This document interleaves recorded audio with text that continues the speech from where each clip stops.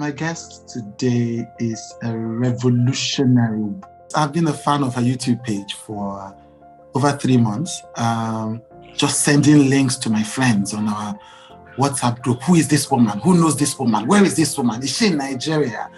And so for those of us who have been her fans, some people have been her fans for months earlier, years earlier, to see her at the NSAS protest being herself offline, just as she is herself online, was a powerful, inspiring moment. I just thought, yes, the world should meet the woman we've met over the past few months. It's an incredible honor to have on my show today. For those who don't know, her YouTube page is called Amara, the Lesbian, and that is so that you know that she is not hiding what she is, what she stands for, who she is. Amara is my guest today. Welcome. Hi. It's amazing to see you. I'm telling you, I've been watching.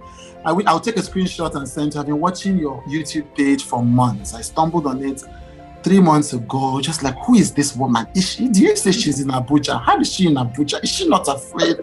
I know your videos. My girlfriend left me, coming out to our parents. Just like all these videos over the years. We gathered in Lagos and it was holy, and I'm just like, my goodness, how is this? So the first question I want to ask you is, are you okay? Like, how can nobody's okay in Nigeria. Nobody's okay. Nobody's okay. We are all not okay. Right. Okay, I want to come to the protest because for many people in the public, they just came to meet you. They just came to find out about you and your work, during this protest. But before, how long have you been YouTubing? For like 3 years. 3 years. Right. And why did you? I love your intro. This is your friend. Amara the Lesbian. I love it. So, was this always the idea for the YouTube from the beginning? Was this always what it was, or was it something else and it morphed into this? Honestly, I think so. The YouTube was kind of an online diary for me, where I just keep videos for my future self to see where I've been to and all the places I've been through. So over time, other people started watching my diary, appreciating it. So I started sharing more and being more open about my sexuality, because I've actually always been open about my sexuality from the first day I found out that I liked girls. That very first day, I talked about because we can't be bothered. Right. But the idea of documenting my life has been the same. But my life has been different things. So I've been documenting different things over the years. And now this is what I'm documenting. Right. And this is an obvious question. I'm sure people ask you all the time. And you're not afraid. Like when you're on the streets, and you're like, oh, maybe this person has seen my video on YouTube. There is no apprehension. Well, I think that comes from, I don't know, the fact that last we'll all die. We will die, and my time here is limited. So there are several factors that I'm considering. And one of the least factor for me is other people.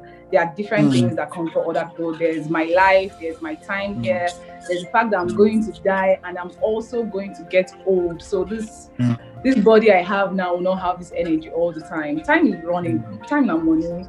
So other people have not been the loudest factor. That's why it has. Other people have not really been like the thing I've focused on.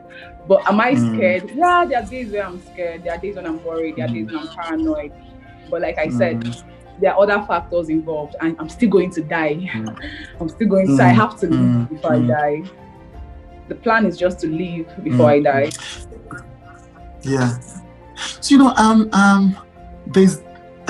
I have so many questions I want to ask you. And one of the tragedies of this Lagos curfew is that, I wanted to come to Abuja. We had planned when we contacted you, I think the first time, to come to Abuja. I wanted to also join you for a day in your life, and just follow your video diary and all of that. And that's so, so there's so many things I want to ask you, which is, so let's start. So my head is, a lot of things are in my head. So in Abuja, how is it like being out, as a lesbian in Abuja, which is a mix of cosmopolitan and conservative? It's actually different things on different days, honestly. The name Amara the Lesbian, it's other people that christened me with that name. They baptized me and gave me that name. It was like randomly. I think one day I was walking down the street and I was sure I heard someone whisper, "Look at that girl, look at her, that's Amara the Lesbian." And I heard that and I was like, "Oh wow, so that's what you could call me, Amara the Lesbian." And that sounded powerful in my ear. Like, okay, I'm a that. Let's do it. I'll be the Amara the Lesbian if that is what you call me. So it's a lot of gossiping from the kids, the jobless adults, both male and female, is a lot of gossiping. From those who have a little bit more liver, is them outwardly telling you something. You're walking by and they will say something to you. They know you here and they will say it to you. Or people just unnecessarily being aggressive because they've heard something about you. So now they are treating you with that perception. Oh, you're a lesbian. Oh, you don't need men. I've walked into settings where men were in control and they tried to make my life difficult because being a lesbian to them sounds like you don't need men. Okay, now come and pass through me, let me see. So it's different things on different days, honestly. Even with just common local business or workers or people just working for you. I've had workers disrespect me because they went home and they heard, "Oh, your boss is a lesbian, do you know?" And they'll come back to work the next day and they'll be hella disrespectful. So you just have to use your sense and know that, okay, this person probably have heard something about me. And they'll be talking to you as if it's a lot of things in different factors, in your business life, a lot of things, in your accommodation. It's the reason why I don't work for anybody. I'm not working for an office. I've never tried to work for anybody, honestly.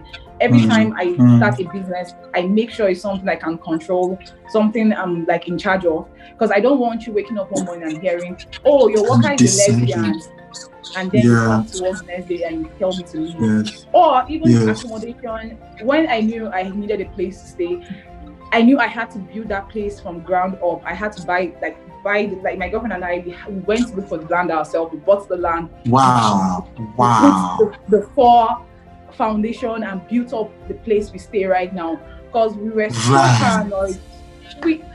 We know it's something we've suffered outside of the country, and Nigeria is even worse. Like outside the country, I live with people who would attack my girlfriend. Like I live with Nigerians who were violent. They were, "Oh, they heard that the girl that comes to your room is your girlfriend. Are you a lesbian?" Like, I've lived in several unsafe situations that I knew I couldn't even think of living in a paid apartment, a rental, or anything. It wasn't going to be safe. So in different factors of my life, my sexuality or my expression of my sexuality has controlled how I present or how I just carry myself. I have to be extra careful now. I have to be extra smart, extra wise. If I want to do something next year, I'll start thinking about, because my sexuality is involved. I don't want to get there and it to be the factor that, you're dealing with a lot of people who are homophobic in Nigeria. So how it has been for me so far is limited human interaction. Like I limit my human interaction to barest minimum. Like if I don't have to go out, I don't go out. If I don't have to talk to you, I do not talk to you. If I do not have anything doing with you, I don't do anything with you. Because even before I walk into the room, Amara the Lesbian has walked into the room. They already know the name Amara, so they're just waiting for my face to come. So so you can't hide it. And and it's not just even my sexuality, it's my expression of self, my physical appearance. You're staring at me and you're wondering, is this one, like I've had people just say something to their friend who said something to their friend, who said some like just, "Oh, somebody just asked, are you a lesbian because of the way you're dressing?" So it's a lot of things, but my coping mechanism has been reduced human interaction. Even my way of working right now, I make my YouTube videos, I stay in my house, I update, like I edit it, I upload it, YouTube pays me. I do not have to see my viewers, I don't have to see. From this comfort of my home, I can control all of this, and I'm very grateful for that opportunity, honestly, because being out, being, visible has limited a lot of things in terms of like the business world and living in Nigeria. But I think I'm okay. I'm not okay. I'm doing okay. You're doing well. Does it make you? I want to talk about the protest in a bit, but does it make you? Because what you described does it make you resentful? The fact that you have to make all these sacrifices, all these safeguards, in order to just be yourself. Like what you're trying to do is just live your life, just be. I mean, if you were born or made or chose to be heterosexual, so whatever it is, people are born gay, people are whatever. If you were, heterosexual, you wouldn't have to do anything to just be. Yeah. And in this case, you're just trying to be. Does it make you resentful to have all these processes just to be? Honestly, I'm not resentful. That's not the reason why I came out for the NSAS protest. I came out heavy because when the protest started, because I've taken time to understand that with my family, I took my family as like case study for a lot of things. With my family, I've taken time to understand that the knowledge a person is carrying inside of their body is where they are processing from, is where they are expressing from. So if a person does not know better, they cannot do better. I'm in the business of distributing knowledge. I've understood that Nigeria is way behind. We are behind in a lot of things. We are behind in a lot of knowledge. We are behind in a lot of acceptance. And it's not even civilization. I think we are very civilized. It's just acceptance. We are behind. There are a lot of things that we are still holding on to the people of the old. Not even the people of the old. We are still holding on to some washed up knowledge, some misinformed knowledge, and we are just holding years after years. Because people are very ignorant. My family was hella ignorant. They'll come to me, like they'll bring food to my room in the morning, like, oh, here's food, eat food. Now let's talk about your sexuality. And then they will attack me, they will emotionally put me in a place where, but you're giving me food. Why are you feeding my body, but you're starving my mind? I felt like, okay, this part coming from a place of ignorance. Sometimes it's not necessarily from bad intentions. It's not necessarily from wickedness or from hatred. It's just lack of information. Lack of the information that will make their mind think in a way that will favor you. They don't have that information. So I'm here, I'm just, instead of being resentful, I'm trying to put as much information out there. Like that's the reason why I said putting a name to the lesbian word, because after a while I realized the word lesbian became something that people would insult me with. They just, oh, you're a lesbian, oh, you lesbian. A lot of people called me lesbian as an insult so many times, and I always feel like, that's very ignorant. For you to think the word lesbian is an insult, you're very ignorant. So I just started putting out information, putting my face behind the word. So now when you think of a lesbian, you think of Amara, and be like, okay, it's not. I don't see maybe not anybody, someone close to me feeling insulted when they say, oh, you're a lesbian. Okay, Amara is a lesbian, we are all lesbian, we are lesbianing together. And that just gives me better room for compassion than resentment. Because even if I hold resentment, I'll still want to hold it. Exactly. So, like I said, this has never been about, it was never about other people first. This was about me and my life living and existing. So I wouldn't even want me gathering anger and resentment and carry it about my body. I want a good life for myself, honestly. I want a good life for myself. So I just I'm focusing right now on just information, informing you. If you don't want to be informed now, I see that you're coming from bad intention. I see you don't want good things for me, and I keep you away. I just keep it far from you. So yeah, that's how I deal with resentment. I somehow channel it into my compassion. It's powerful because just thinking about it now. So what you're doing is you're just trying. You are living, for want of a better word, your life and your best life. So it's like whatever you need to do to live that life, to speak your truth, if it's to make the money, if it's to protect yourself and safeguard yourself. You're not about other people. You're not about what you think, what you feel, what you want to do. It's about how do I live my best possible life. So then you went. So let's talk about the protest. Then you went to this protest. Like, when you tweeted about being attacked at the protest, I retweeted it. No, the day before I had retweeted you and said, because Amara, don't play. That was before you were attacked. And then when the whole attack happened, all of, and so then when I watched the video, I'm like, so I'm watching this video and you are there and you're like, look, if you want to carry your own placard, carry your own placard. I'm like, oh my God, I remember it's at the 24:00 mark that started. And I'm like, my God. It was such a powerful, the thing you said about, and I'm your fan, so allow me to fanboy over you. The thing about you are keeping this diary for your future self. I think your future self will be so proud of that moment. But in that moment, what were you thinking? Like, in that moment?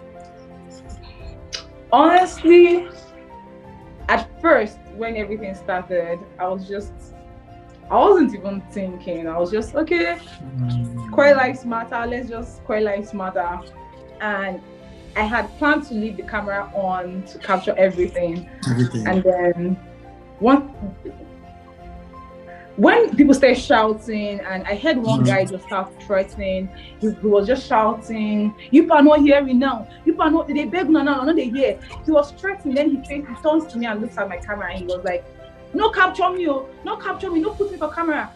Immediately, I told myself, "Amara, off that camera. This is time to be wise." Like I don't know. I have this autopilot inside of me that whatever the situation is, someone just wakes up and okay, this is what you're going to do now.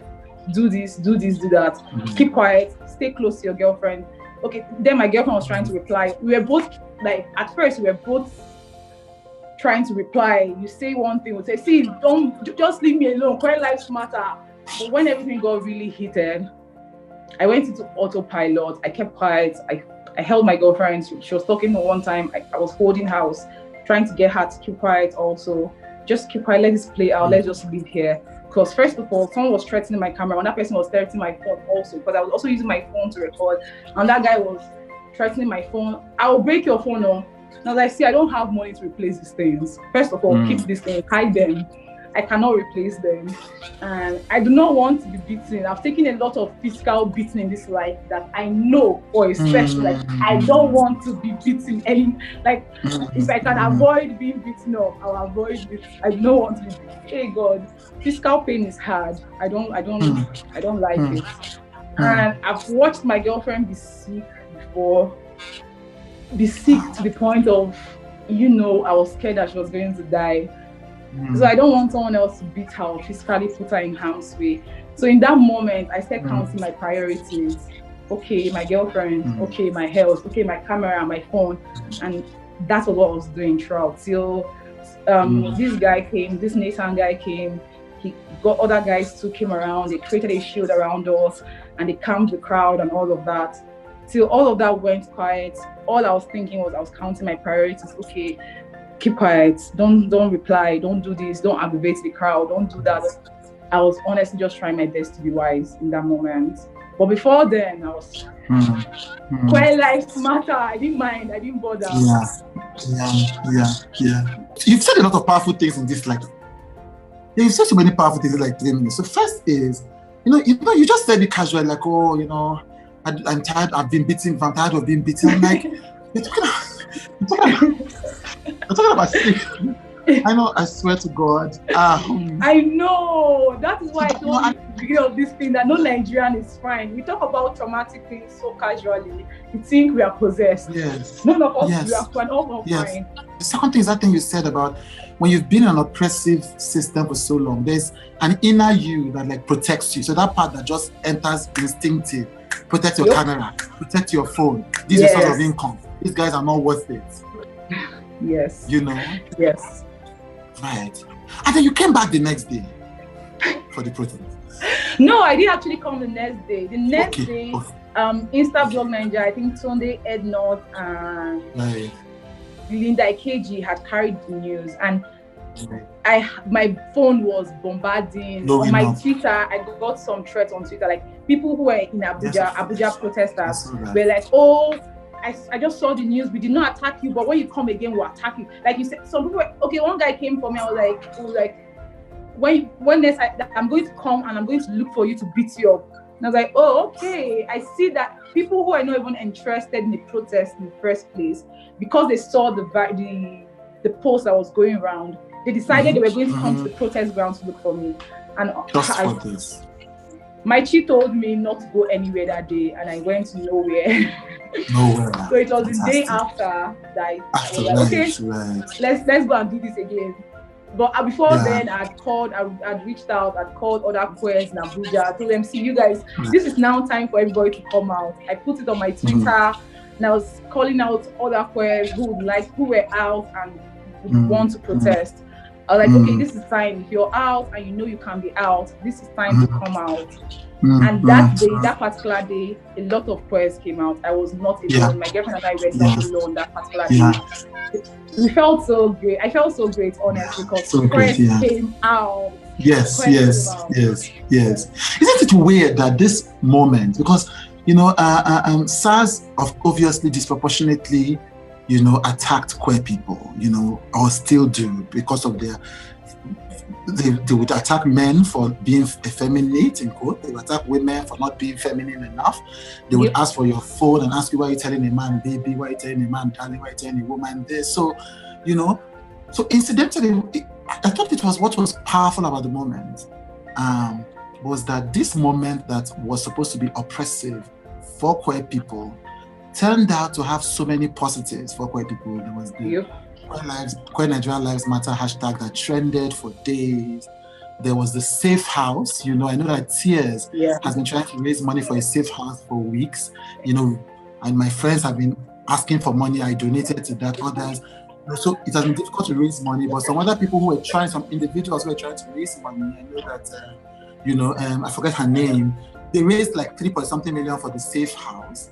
They asked for people to come out. More people came out on the other day, so nobody can pretend that they don't know that queer people exist in Nigeria. Did you feel that sense of hope that even in this moment? I did. Honestly, I did. I felt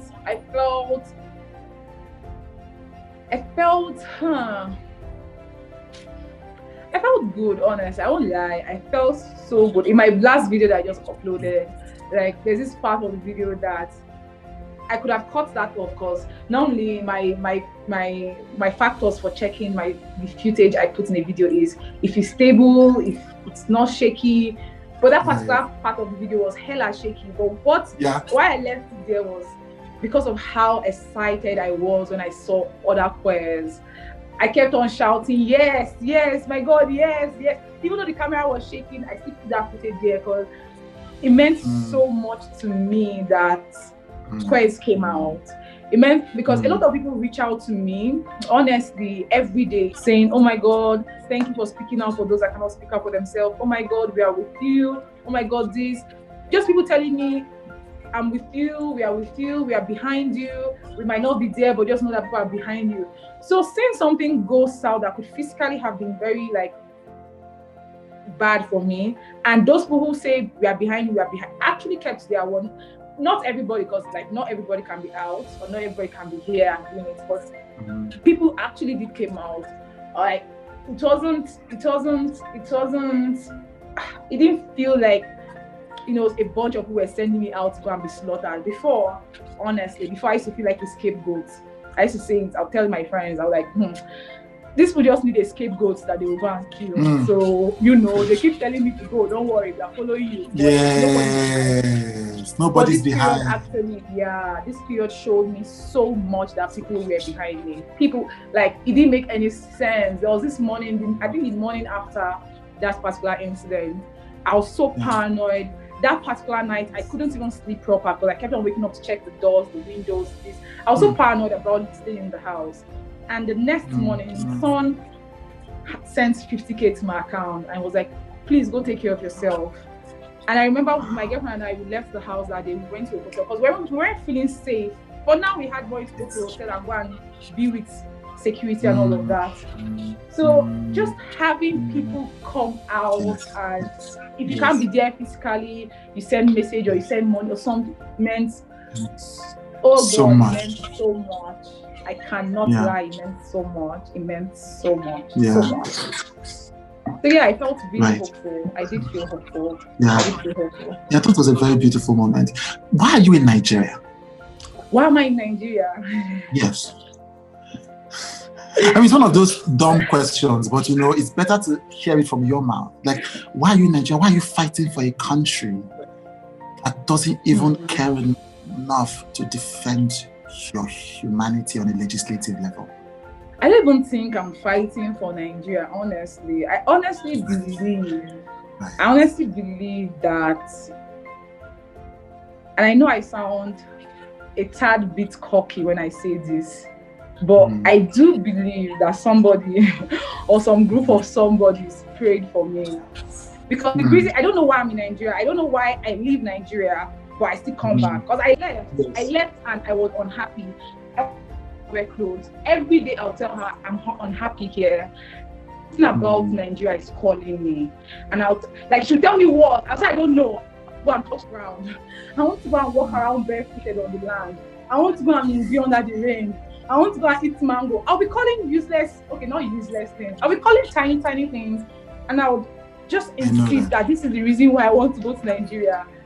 But it felt like something was calling me, calling me to come and, not really to do anything, but just come and exist in Nigeria. And that was what I kept on here. Amara, you have to just exist in Nigeria. And that's why I try my best to exist in Nigeria the way I would have in another place. Just be as truthful as I can be and be wise, because Nigeria is not other places. So I have to be wise in terms of security and all of that.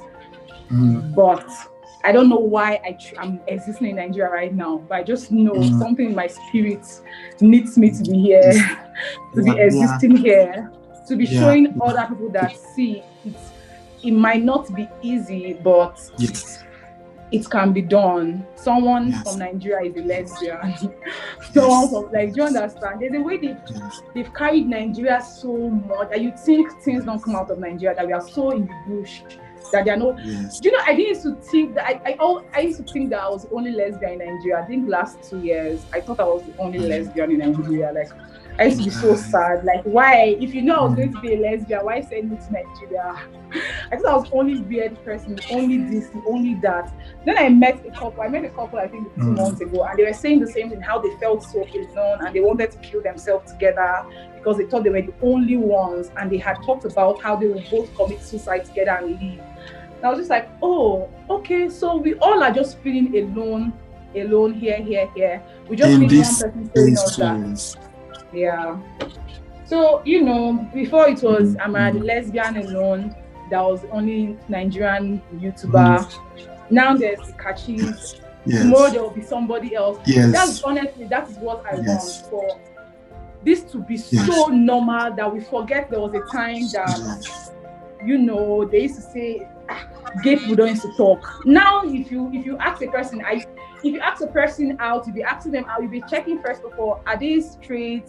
No, are they heterosexual or homosexual? You're not just assuming that they're heterosexual because nobody is giving, visibility to homosexuals. No, you can't just assume that every girl you see walking around the street wants a man. They might want a woman. They cannot deny that anymore. They can't deny that anymore. Well, Amara, so I'm existing here, honestly. I just want to exist here for a while. Then maybe I'll leave. Just want to exist here. Yes. You just want to do whatever you want to do, like any other person. You want to live in Nigeria, you can live there. You can live there. That's all you're doing. You're just being. But thank you, Amara. This is why I'm so sad that my show is so short. But I feel like me and you are going to have other conversations, other interviews. Thank you so much for your courage. Thank you so much for having me. And my love to your girlfriend. My love to your girlfriend. Fantastic. She'll hear. You know, She'll hear. Thank you so much for having me.